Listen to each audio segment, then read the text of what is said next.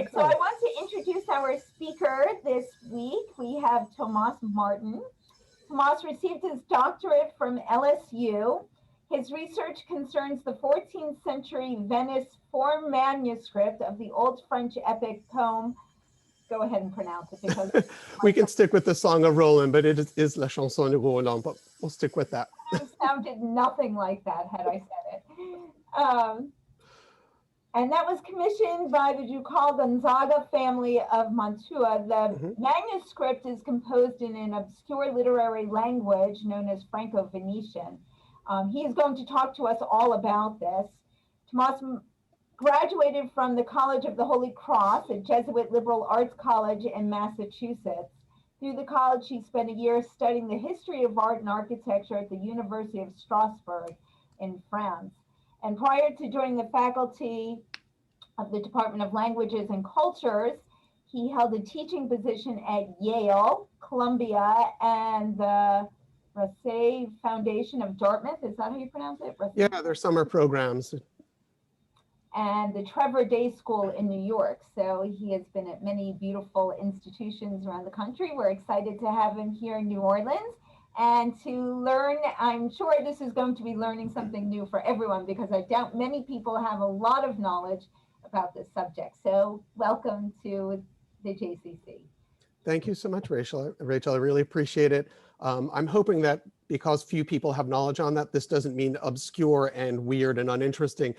So let me share my screen and kind of get started. I figured what I would do here, let's see, where is my screen share? Now that I'm not the host, I'm so used to being the host. There we go. Okay, and is it going to allow it? It certainly is. Okay, there we go. Everyone seeing the shared screen? No. No. No, that's interesting. Are we supposed to see 22 people? Hold tight. Let me go back and see why my screen is not sharing. Do I need a new It should screen? be at the top of your screen. There we go. It decided to hide on me. How are we there? Okay. Yes. Okay. Perfect. Okay, and please keep an eye on the time for me, okay? It's very easy to get carried away with things that you love. So yes, I'll be talking about a particular manuscript in the Marciana Library in Venice.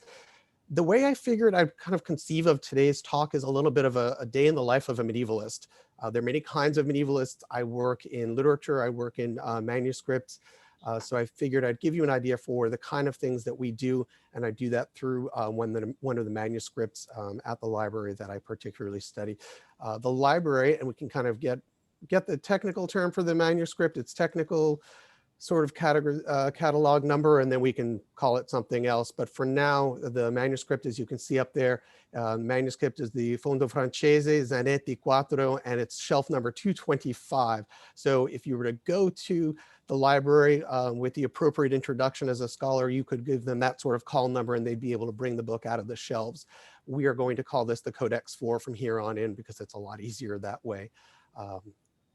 Okay, so let's take a look. So just to give you an idea how I got involved in this, I was studying abroad through Middlebury College in Paris many years ago when I was much younger, and as part of my requirements for the literary degree that I was working on at the University of Paris, we had to cover medieval literature.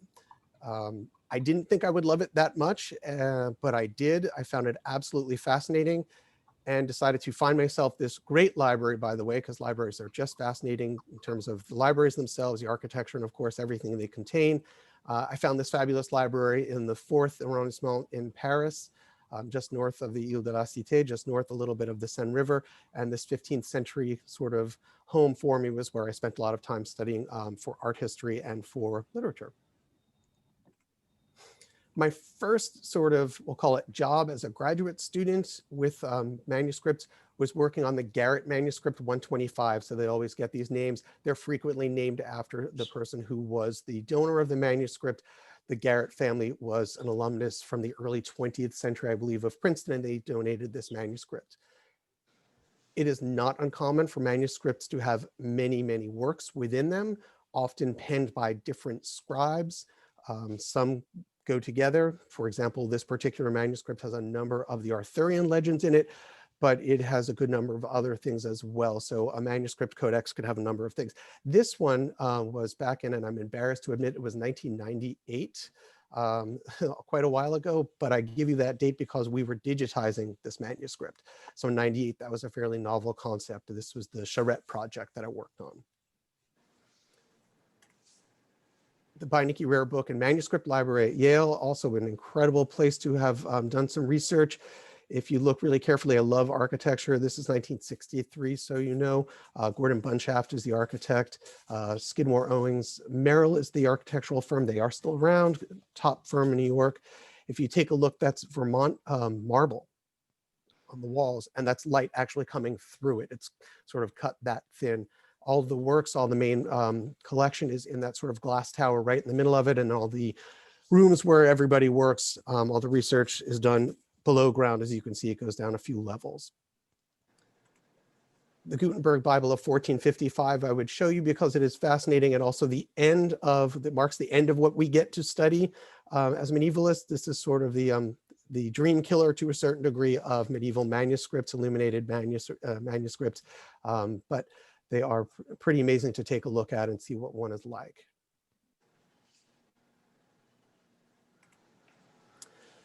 So for the research trip that I'm going to be talking about when I worked on this manuscript, the Codex 4, this is where I stayed because I love Venice. Many of you probably do too.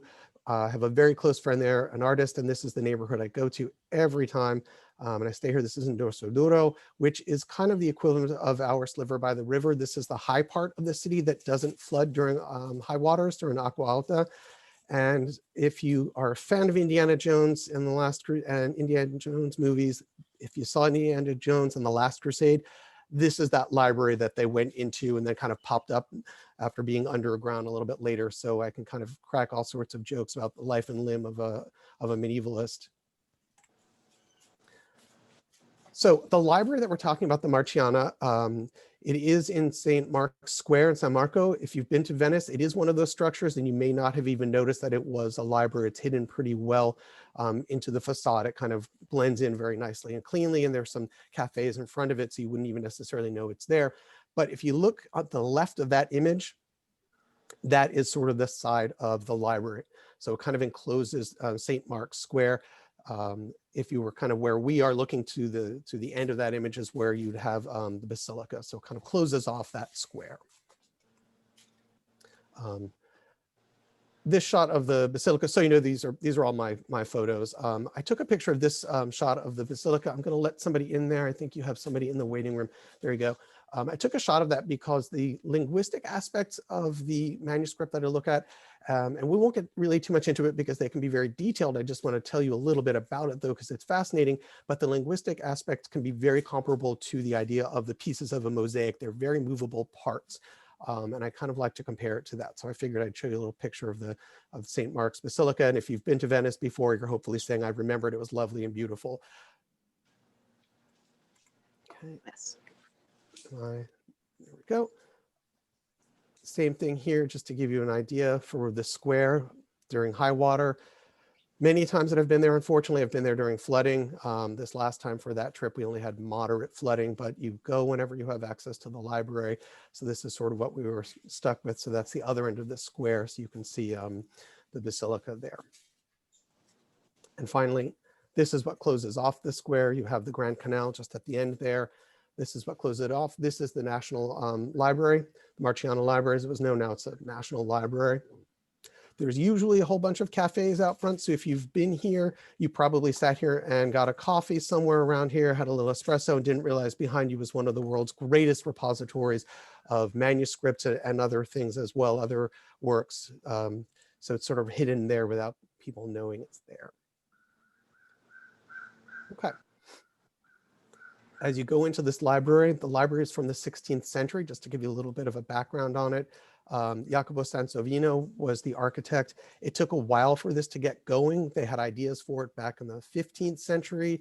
It didn't really start being constructed until the mid 16th century. Took quite a while to complete. This is the actual foyer to get into the library.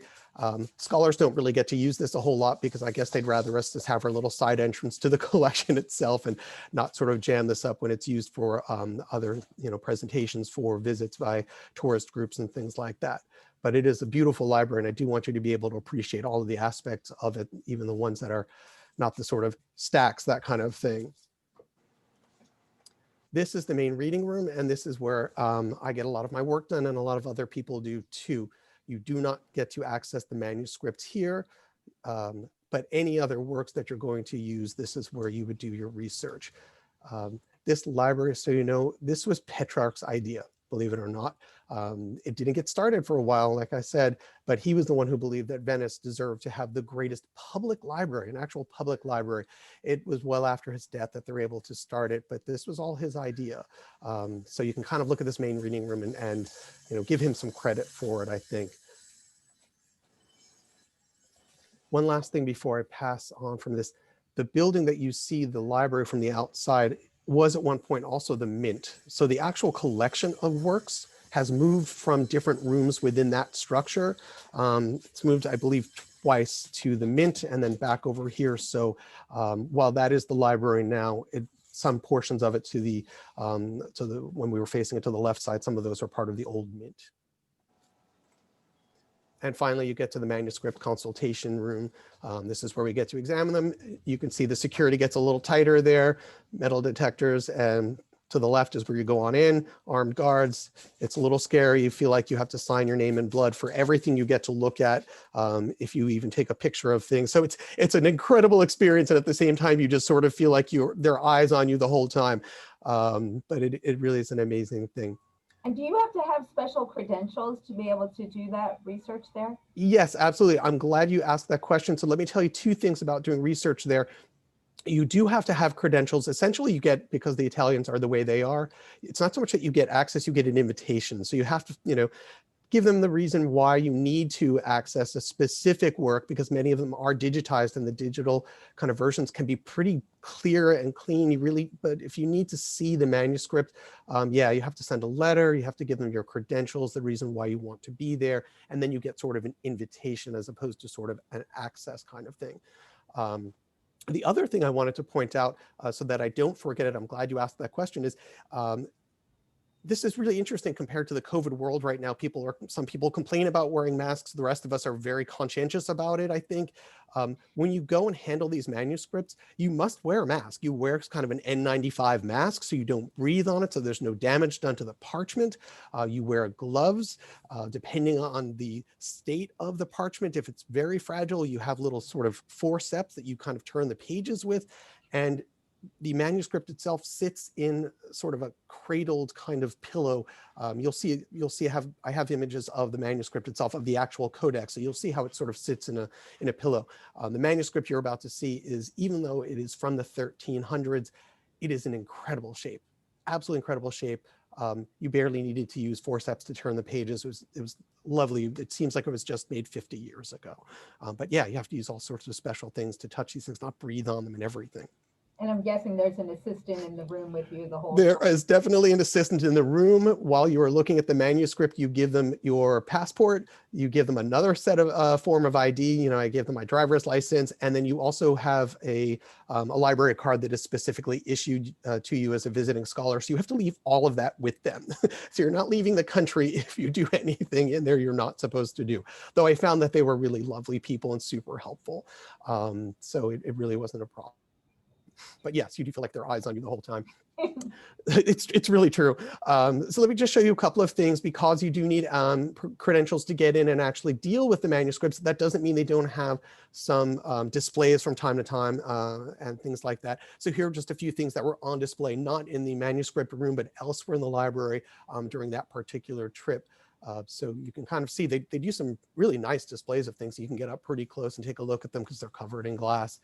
So you get to see some things, if you visit the library, not just the beautiful rooms that are restored from different centuries, but you can take a look at the things that are there. Okay, I happen to like that one.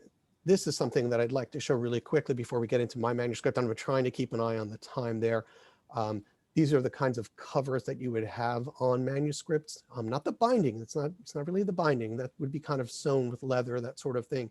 But these are the covers that you would sort of see on some of the richer manuscripts from the Middle Ages.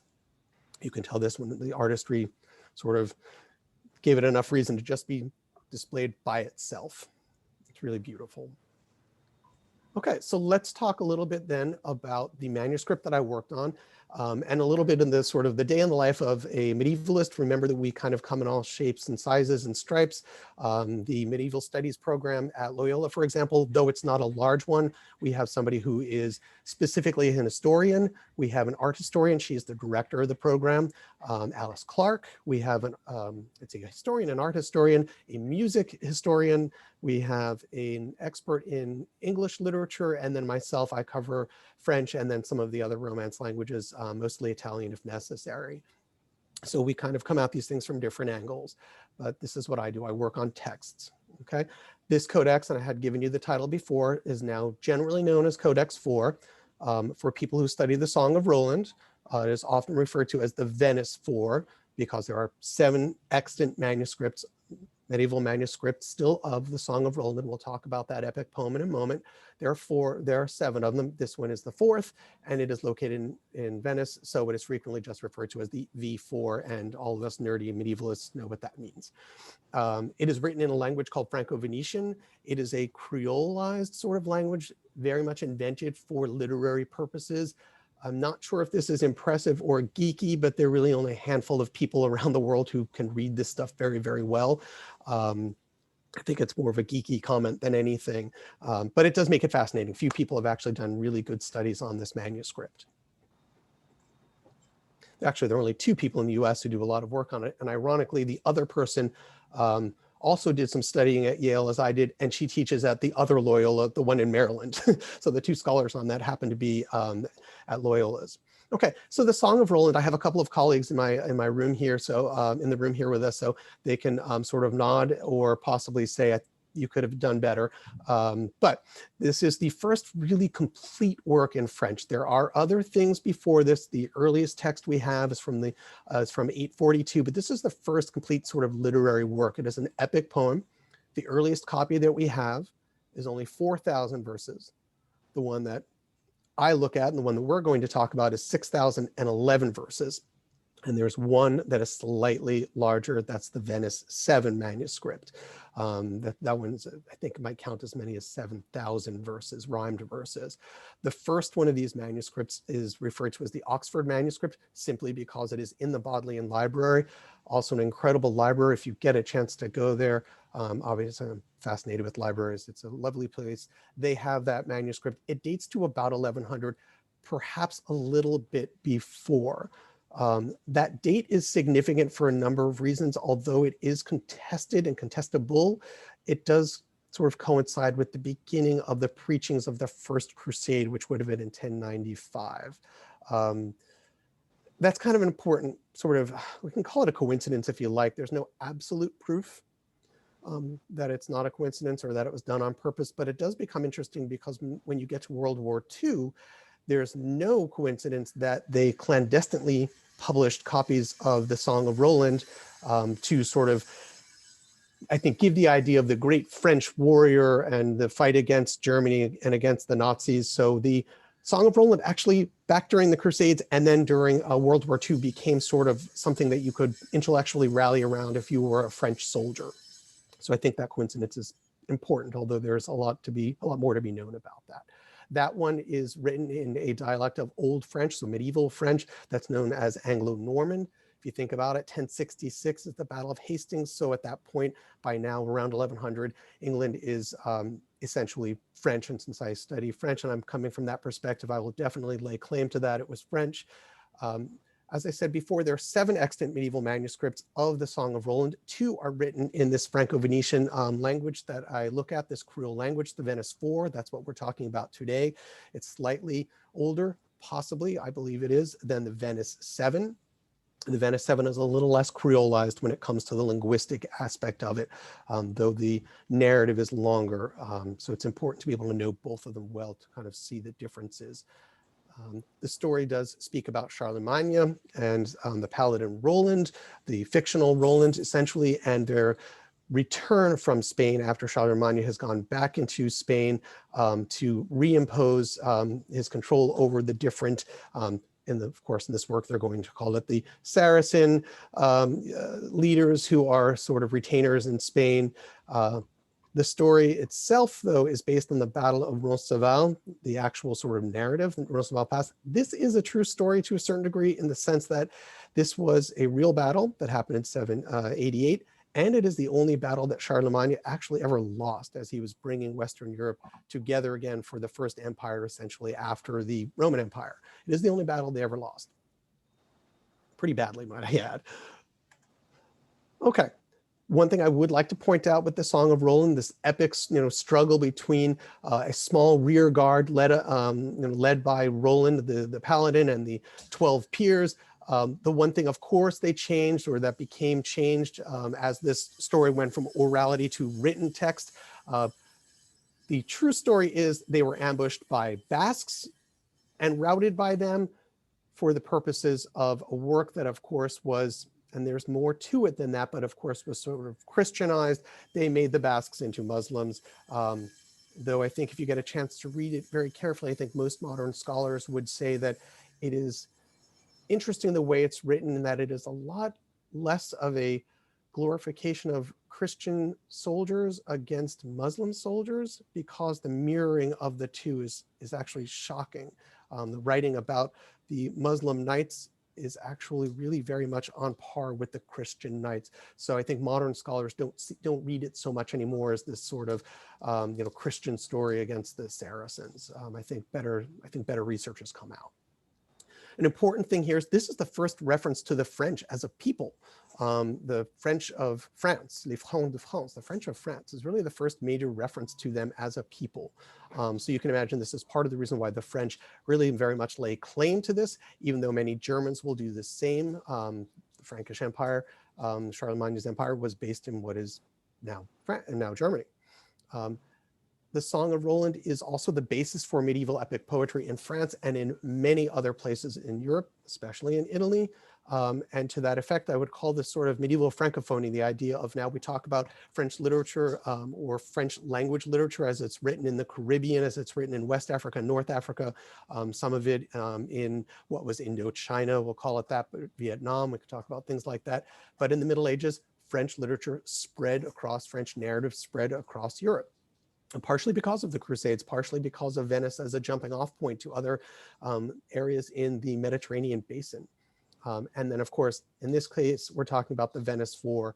You have a work that was composed, that was commissioned in the Veneto in the 14th century, but written essentially in a French-based sort of Creole. And if you'd like an idea for how that Francophonie kind of plays out, Dante mentions in two of his works, he mentions Charlemagne, which would be historical, but he mentions Charlemagne along with Roland, which would be much more literary. Boiardo and Ariosto write their Orlando works. Both of those are Roland. So you can see that French literature from the Middle Ages really takes hold in a lot of other portions of Europe, especially in Italy. Okay, let's take a look now at the manuscript, and I have some images after we go through this really quickly. I want to show you some images of what we do. I said this would be a little bit like the day in the life of a medievalist. These are the things we do when we go and we examine a manuscript. So we take a look. I was there, had my credentials. You go in, you ask very nicely, you fill out your form. Everything, it's Italy, so nothing's electronic. You give them your little call slip, and they, half an hour later, they come back and present you with the manuscript to look at. And these are some of the things that we look at. For example, the manuscript you're going to see, and I'll show you a cover of it. The cover and the boards actually go to the 18th century when this manuscript was received by the Marciana Library. Zanetti was the director of the library at the time, which is why when you go back to that manuscript title, the original title that I gave you, the Fondo Francese, Z was for Zanetti. We like to measure these codices, in this case, 365 by 245 millimeters. And then we like to look and see what's in the first folios to see what's been done to them over the years. In this particular one, you have the first modern examination of the manuscript, 24th of April, 1846, by someone of the name Paul de Musset, not an Italian, a French scholar who comes down and takes a look at this thing. That might seem odd, by the way, to talk about a first examination, but a lot of these manuscripts sort of were just the back shelves of the libraries and weren't really looked at a whole lot. There wasn't a tremendous amount of interest in these works as literature until the 19th century. So a lot of these, their first examinations, the first editions, published editions don't happen until, in many cases, around 1900 for some of them. Okay, we like to measure the parchment, right? These are things like that. In this particular case, 335 by 240 millimeters.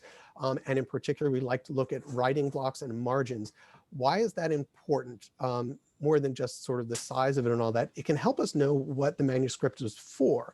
If you have a smallish writing block and lots of margin, that could have been where there was room left for illuminations that never happened, but more likely it could have glossing. It could have been for somebody to be reading it and making notes essentially and studying it in the side, which would have been very typical for scholars. And some of these, if they're less illuminated, have less images, could have been for students as well. So margins are important to us. They are very important to us. Okay. Other things that we look at the different parchment sides, right? If it's, since these are made out of skin, one side had the, sort of the hide side and one had the hair that was plucked. So we look at the different sides, the quality of them, things like that. That will have a lot to tell us a lot about how well these things hold up. We look for the prickings in terms of where there may have been bindings before, literally sort of like to prick a finger, to prick the parchment and to put binding and things like that. We look for fly marks, places where the places in the manuscript and the parchment where things have sort of rotted through. Sometimes it is actually sort of bookworms, but we look for things like that. We look for wrinkling where the paper, because it is, it is skin, it's not really paper, right? Where it can kind of wrinkle up for rubbing and washing, because those might be places where parts of the text are gone. This has 7 manuscripts that survive from the Middle Ages. On the other hand, the only work ever written about Joan of Arc during her lifetime, there was only 1 manuscript that remains. And if you have a page that's washed out or rubbed or heavily wrinkled, that's a lot of loss to the actual story, to the text itself. So these are important things that we look at. This work, by the way, is in great shape, the one that I took a look at. Okay, this is the cover that I was talking to you about. I'm trying to keep an eye on the times here. So this is the cover. It's telling you a little bit about, recovered in the 18th century in leather. That is a very difficult to see because it has been rubbed quite a bit, but that is the symbol of St. Mark's Library. And when you are in the manuscript room and you look up on the ceiling, there is an incredible image of the painted image of their coat of arms of the library in that room. It's really quite beautiful. Opening, right? So we have the board. This is, again, when I say boards, this was added later on. This is not technically the codex, right? People did add things later on as they studied them. You can see people have added some, in the 19th century, 20th century, people have added little, it's kind of sad when you look at them now, these images tacked on. Sometimes they change the names a little bit. If you take a look at the top there under Codex 4, it actually refers to this as Charlemagne and his being routed at Roncesvalles Pass, as opposed to referring to this as sort of the great battle that, even though they all lost, Charlemagne's rear guard lost, they fought valiantly to the end. Here it sort of just focuses on the fact that they were routed tremendously. Okay. Now, if we take a look, I mentioned that there was somebody who examined this. This is what he wrote on the left. Paul de Musset indicated this, these were the works that were in here, because in 1846, it would not have been obvious what the works are that are in here. The first one that you're looking at right here, this is the opening of the folios, is actually not the Song of Roland. This is the Song of Aspremont.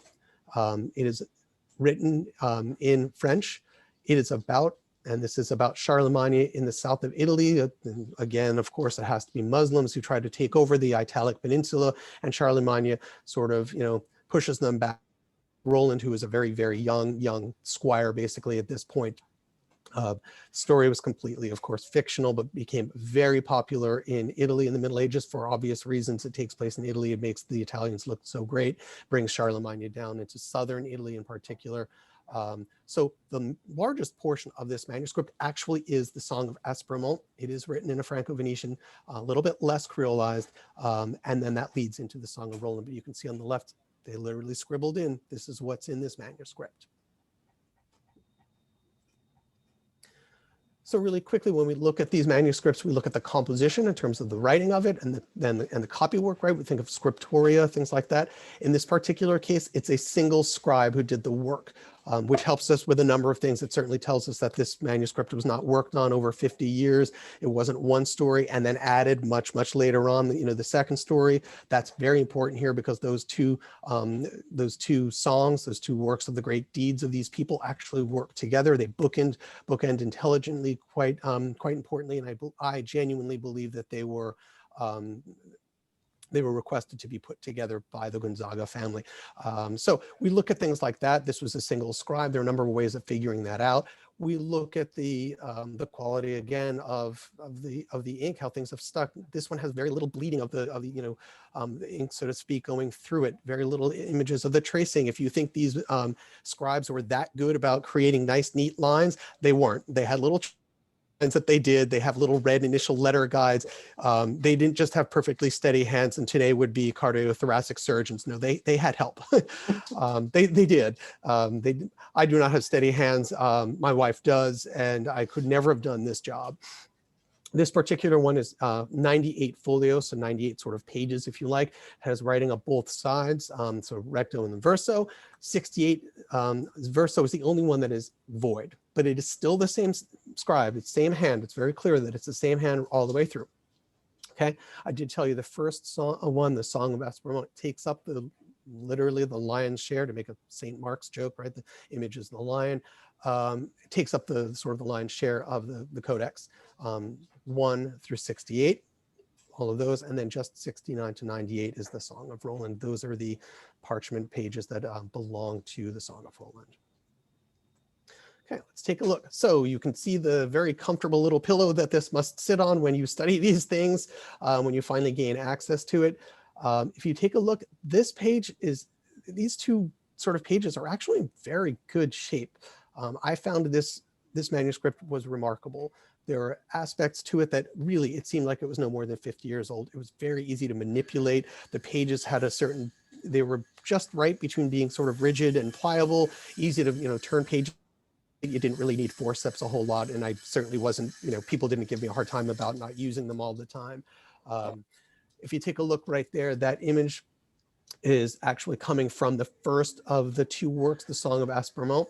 And that is Roland, as a very young squire, sort of proving himself, killing the son of the king who is invading Italy. And Roland is the nephew of Charlemagne, but really the son he never had, even though Charlemagne has other sons who he doesn't talk a whole lot about.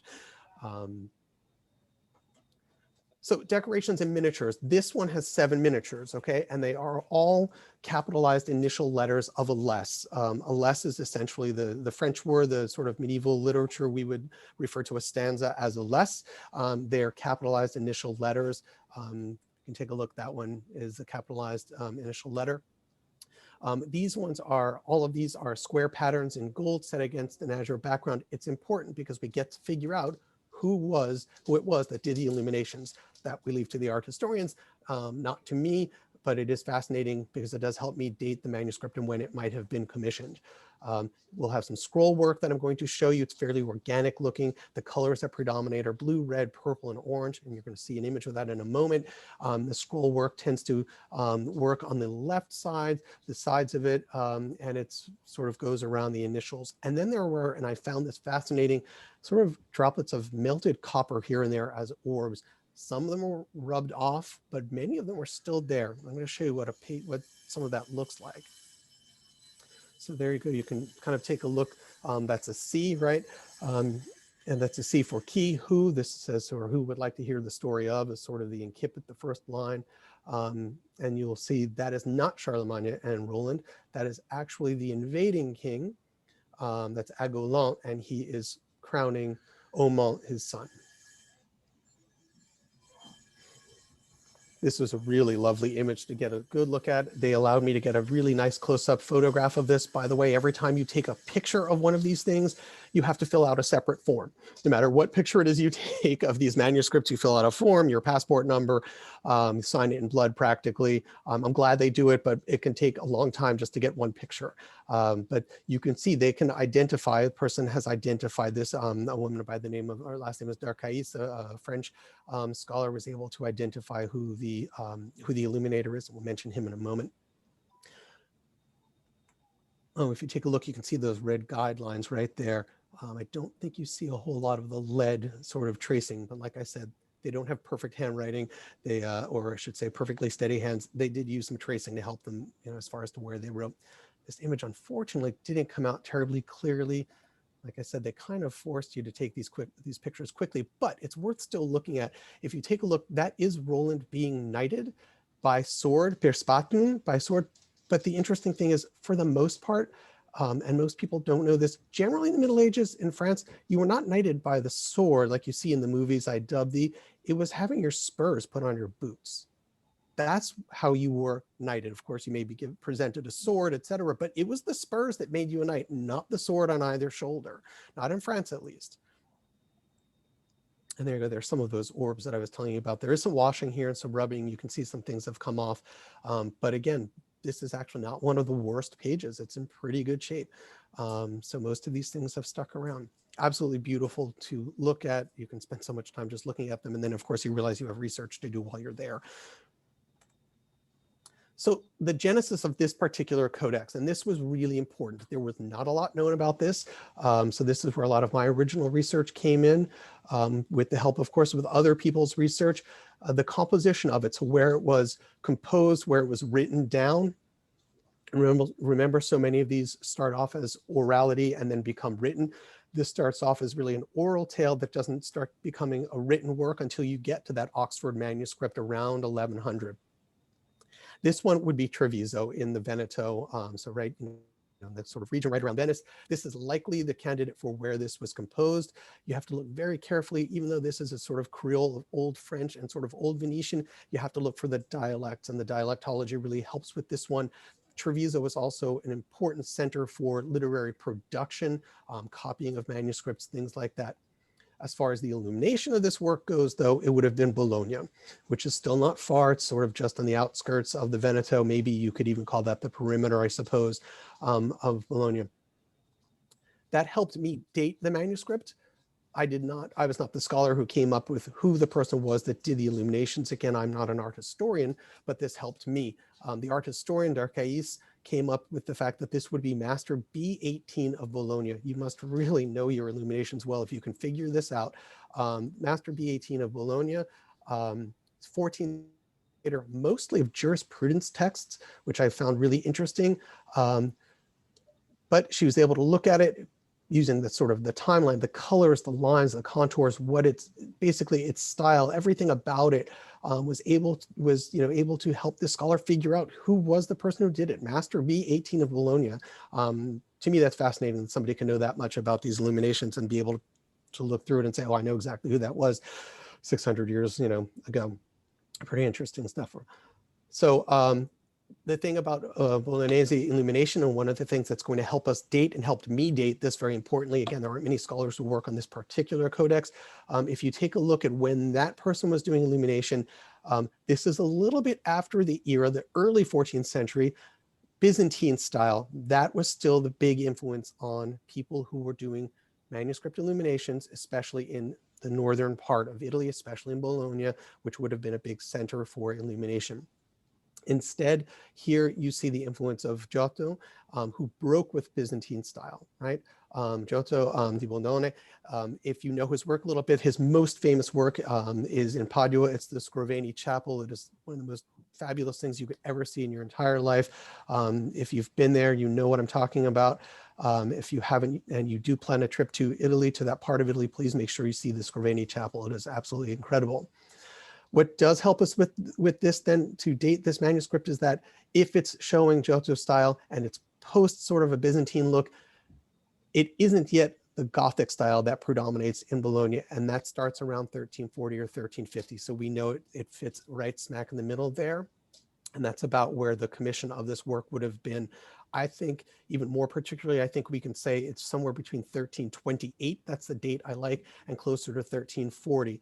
The Gonzaga family of Mantua, the Gonzaga family were a wealthy patrician family who, and we'll talk about them quickly in a moment, overthrew the patrician family who were running the city-state of Mantua. So it's sort of a bloody coup, and then they become the ones who rule that city. They buy titles, which people do over time. They become dukes of Mantua. The Mantua family produced a saint, a pope, which you frequently bought back then too, and a whole bunch of other people. One of the daughters married one of the princes of France, of one of the portions of France. So it was a very influential family. Their commission of the manuscript is very important. There are three things, and I'll try to get through this pretty quickly. I'm looking at that time. There are three sources for this. They're all found in the Gonzaga Library. You've got them right there. The Song of Roland. Percival would be the story of the Holy Grail, very popular at this time. And then the Taking of Narbonne, which is a very small tale that was interpolated, which was inserted, so to speak, into the Song of Roland. All right, really quickly, I gave you this. The Gonzaga family overthrew the Bonacolsi family in 1328. This is going to be important because this helps explain the commission of the manuscript. In 1407, we have a catalog that was done for the Gonzaga Library. Their library is one of the most important in the Middle Ages. They did an inventory upon the death of Duke Francesco, a title they purchased, by the way. They did. It took a while to negotiate the price, but they did. They bought that title. When he dies, they come up with an inventory of the library. It is incredible. We have details of everything that was there. 1708 is the death of the last Duke, and here's where the library breaks up, and this is where our manuscript ends up in Venice, in the Marciana. A book collector, Recanati, bought the collection right in 1708. When he dies in 1734, he very specifically bequeathed this to the Public Library of Venice. Marciana, the Public Library, I think public is important. His bequeathal had 309 codices, 24 in French, very popular. French was a very important language at the time. 18 come from the Gonzaga collection, including this one, which they refer to as the Liber Aspermontis, the Codex 4. So we have its provenance entirely. Really quickly, I just want to tell you about this manuscript, what's important about this one is, unlike the other Song of Roland versions, it has two major changes. One is in genre and one is in narrative, and the other is in language. It blends the epic sort of story of the emperor and Roland. Of course, epic, Roland dies, but it is sort of the epic story, the epics of medieval France, which would have been incredibly important. The epic is really an important style across Europe at the time anyway. It blends with Arthurian romance, when never before would have been blended into this sort of thing, and farce, even more importantly. So this blend makes this a very unusual story. The language, so this evolves into the Italian Romance epic. So then the Italians, Orlando, Ariosto, all of these things, they can all look back to this particular work. The other thing about this is the language is Franco-Venetian. I mentioned that it was a creolized dialect. There aren't too many of us nerdy people who can actually decipher this stuff. The Trevisan dialect is the old Venetian dialect that predominates. And again, like I said, it's a sort of a Creole. There are only a handful of examples of this literary language. It's pretty fascinating to look at. Creole, do you mean a blend? It is, absolutely. It is a blend of these languages. If you'd like, I could talk a little bit more about that maybe during questions and answers, because that is something else that I do work on quite a bit, but definitely to know from the beginning, it is a blend of these two languages, and it is an irregular blend. It's a very irregular blend. From manuscript to manuscript, you don't have the same vocabulary, you don't have the same lexicon, you don't have the same structures of verbs, things like that. So it is very much a Creole language. It is intelligible between the texts and between the writers at the time, but it's just that, it is a blended language. Okay. And then the purpose of the codex is that patrician families back at that time, especially the ones who overthrew somebody else, if they were just a wealthy family but did not have a long line, a long sort of line of heraldry, not a line that was like they bought their title of being dukes, the Gonzaga family, they don't have this long chivalric kind of line. They could buy their titles, but they would come up with all sorts of ways of legitimizing their power, of making themselves not look like new money, sort of a way of taking new money, making it look like old money, if you want to call it that. This particular way I believe this manuscript worked was families that were aligned, like the Gonzaga family, the Visconti family, the Sforza family, shared manuscripts between themselves to have copies made. And in 1371, I found in the archives I found in archives, the Visconti family requested a copy of this book, of this particular codex, this manuscript. And essentially what these manuscripts do is that you are loaning them around. They say something about you. And the narrative of this, I said the narrative, the story part changes and the language part changes. The story part of this, the narrative aspect of the Song of Roland of the Venice Four, really casts a very nice light on the family that had the work commissioned.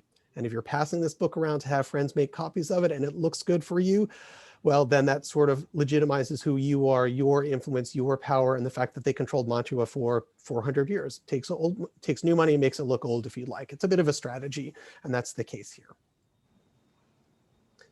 And then again, I think I showed you this image of it. Somebody stamped it at some point in the bottom right. I think that has the old classification, the old before the FR7 classification, and it had one from the 19th century. If I didn't show you that one, it was also one of my favorites. I happen to like that image. I know we're out of time, so I will move forward and then show you a happy little medievalist whose job to spend 2 weeks in Venice from time to time doing manuscript research makes me very happy. So thank you so much. Merci, mille grazie. Thank you so much for having me. I hope you found this interesting, and I'm happy to take some questions, and questions I don't get to, or if I don't have an answer for you now, please email me. I'm happy to answer them, okay? Yes, I posted his email in the chat, so if you want to copy that down. Anyone have any questions? Are you all overwhelmed with all this new knowledge? It's a lot of detail. I know it really is a lot of detail. You know, to tell you, this manuscript, so few people have worked on it, that just getting those details down is really, it's really difficult. There are very few accounts that you can find with this manuscript, even of just the measurements of it and the number of folios. There are just so few people in the US, so it's a lot of information. So that was my question. When you go in and measure these and look at the details, I'm guessing you bring in like a magnifying glass and a tape measure, and I'm guessing you can't actually touch the manuscript with that tape measure. What are the requirements with all? So it's interesting. It depends a lot on the condition of the manuscript, and I have found that it depends on where you go. If you go to New York, for example, like the Pierpont, the Morgan Pierpont Library there, they're very careful with their manuscripts. If you go to certain other places, they're very careful with their manuscripts. If you go to Italy, they're not nearly as careful, which I found really disturbing, almost to the point that a couple of times I had to remind them, do you have a set of gloves for me to like handle this thing? And they sort of handed me the manuscript like, oh yeah, I'm sorry, I forgot about that here. So I had to keep reminding them. They're so lackadaisical, but I mean, I love the Italians, but when it came to this, they weren't super, particular. I was, though. That was, my way about going. It was very particular. So yes, you bring in all these things and magnifying glasses, and you measure it, and yeah. And when you photograph it, is it no flash? Like, how do they protect Absolutely, it is no flash. You cannot get very close to these things, and again, they limit the number that you can even take. But you have to be very careful with it. Yeah, you have to be very, very careful. Some you are not allowed to photograph at all. One of the fears that they would have is that somebody would take lots of photographs and then use it for professional purposes, make a book that they're going to sell without, not an academic work, but that they're going to sell, maybe a coffee table book with all these great images of the, of works from the Marciana Library. So yeah, you are limited as to how many, but again, it depends on where you go. Yeah. Is there a translation of the Song of Roland in English? There is a translation of the Song of Roland in English. There is no translation of this version in English. I am working on one right now. Yes, it's an excellent question. You can find the Song of Roland in English. There have been several translations of it. There are translations into modern French, because Old French is not necessarily intelligible even to French speakers. You have to study it a little bit. But this work has not been translated into English yet. So I am working on that. So it will be there eventually. Good. I missed how long. So this one is 6,011 lines. It's the oldest version we have of the Song of Roland is 4,000 lines, and that is the one that Oxford has in the Bodleian Library. Trinity College, Cambridge has a copy of this. The National Library of Paris, there's a copy of this. There are a few other places. But there are two in Venice, the Venice 7 and the Venice 4. There are two. Tomás, I have a question. Hey, Alex. Yeah, hey, how are you? Great talk. So I have a question about the content.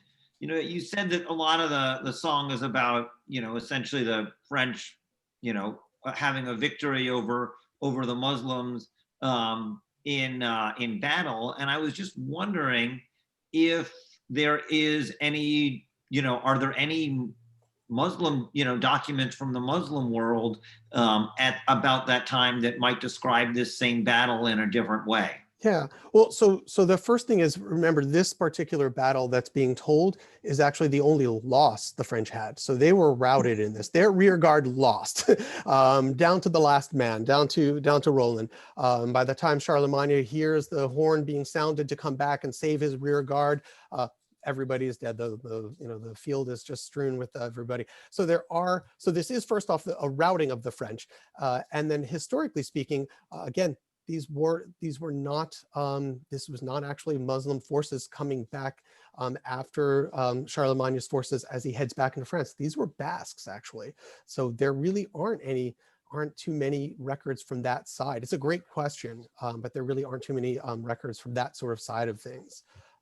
Very few people seem to know that this was Basques who routed them. You can see why they would have made it into Saracens.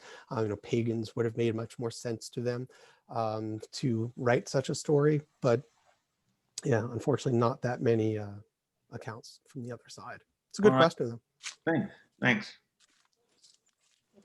I have one. Did you, with working with this dialect or language, did you have to transliterate, change the fonts at all, have to break up the lines? And yes, yeah, you have to do that. I was fortunate to at least have that. Somebody had already, I think I understand your question. When you look at these old medieval manuscripts, right, the words aren't necessarily separated out. It's like reading German sometimes, these like long words. Yeah, things aren't very separated out. I was fortunate somebody had already done work on that. A couple of Italian scholars had done that, if I'm understanding you correctly. So I was at least able to read it the way you would read a modern text. Am I answering your question on that? So what we were looking at, what you've shown us the photos of, would still have to be the font would have to be worked with before you could end. And what about that language? Was the language to be a written language? Is it spoken or what? Yeah, so it's a really fascinating question, and thank you for that. For a very long time, there was a lot of debate as to about what this was. Was this a language that once existed in that area? There was so much influence from France into the Veneto at the time. Don't forget so many of the Crusaders and the Pilgrims were coming through Venice and leaving and departing from there. Most of the great courts, like in Mantua, were in the earlier years, were very much obsessed with French literature. So the French language was important. But let's see, to get to your question, they weren't quite sure where the language came from. So some of the early arguments were that perhaps this was a dialect that started and then died out. And now all we have are a couple of examples that remain of it. There are about 25, I want to say about 25 works that we have, at least extant works in libraries, most of them at the Marciana, at that library, that are in some version of this language. So, an argument was this was a dialect that started and just didn't go anywhere, it died out. Yeah. So that was one of the arguments that people had. Some people said that this was a spoken language. Scholars made the arguments that this was a spoken language that troubadours would use to tell this story, the Song of Roland, in a language that might be intelligible to the people of this part of Italy. And that was a long lasting argument as well. Most of the arguments on this, by the way, died out somewhere about in the 90s. I think most of us do pretty much agree now that this is an artificial, idiolect, literally. Each one of these writers was working with other writers, who were covering similar material, because all of these about the 25 of these Franco-Venetian works are all interconnected one way or the other. All of the storylines are interconnected one way or the other. So you had the artificial dialect, like an idiolect. That's more of the most common belief. I'm in that camp. For a long time, there was that question of, was this a natural Creole? Was this just a language that evolved at that time? And these are just our written samples of it. So there were a lot of arguments for that. The ones that got the most traction are, it was a spoken language that never really got written down a whole lot, or a nascent language that didn't go anywhere, that sort of thing. All right, thank you. Terrific talk. You're welcome. Thank you so much. I really appreciate the question. Anyone else? All right then. Well, thank you so much. Thank you This so was much. fascinating. I think Nice. everybody really enjoyed it. Thank you so much for having me. I really appreciate it. Thank you. Yeah. Great. Well, thank you everyone for coming, and I look forward to seeing you all again. And thank you, Tomás. This was a treat. We've been Yes. looking forward to this for a long time. Thank you. And the cats did not make an appearance, so somehow we got through this. Thank you very much. Thank you again. I really appreciate the questions. Thanks again, Rachel, and see you soon. My pleasure. Bye-bye. Bye. Bye.